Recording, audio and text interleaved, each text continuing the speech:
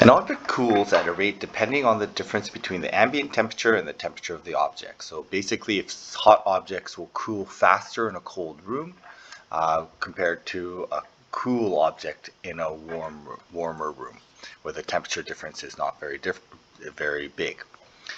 So the differential equation that governs this is called Newton's law of cooling, and it's given by this, that the change in the temperature over the change in the time is equal to negative 0.05 times T minus 25. So 25 is my ambient temperature, and T is the temperature of the object.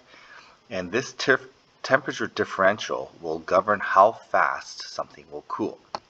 Okay? So we have a differential equation. Now this is similar to the previous example where the T value is my Y. Okay, so this is my dependent variable, and normally we have our derivatives in terms of the X variable.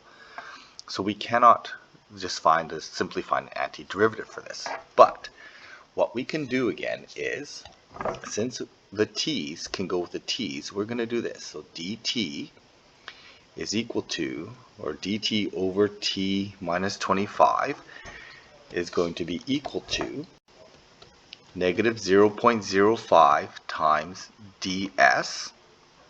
And once we've moved the variables with the same dt and the ds, we can take the sum of the left side, or in other words, integrate this. We can take the sum of all these pieces here and integrate that, and those sums should be equal to each other. And what we've done then is we've generated an integral on the left side, we've generated an integral on the right side, which we can anti-differentiate. So here we're going to end up with the antiderivative is going to be log of T minus 25. On this right hand side, the antiderivative is just going to be negative 0.05 S plus T plus C. And really all we need to do is solve for C then. And this is where the initial condition comes in. So the initial temperature is when the time S is equal to 0 and the T is equal to 100 degrees Celsius. Okay, so finding our C value, first of all what we're going to do is we can actually find our C value here, but we're going to do this since we know that this is going to be generally an exponential growth problem or an exponential decay problem. We're going to solve for the C as a coefficient. So it looks like this. T minus 25, so I'm going to get rid of the log by using an exponential function. I'm going to rewrite that plus C.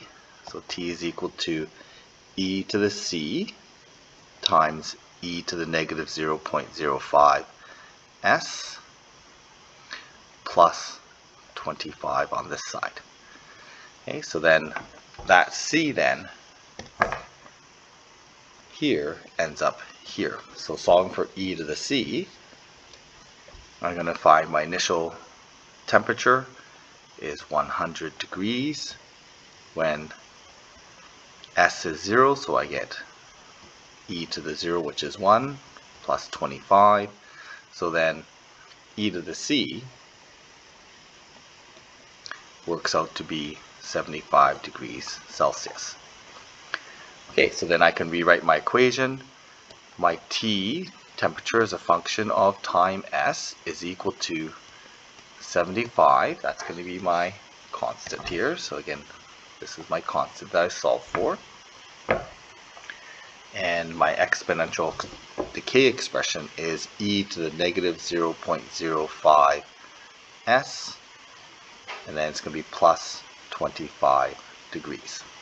Okay, so there's the solution to this differential equation, and this is a differential equation for Newton's law of cooling.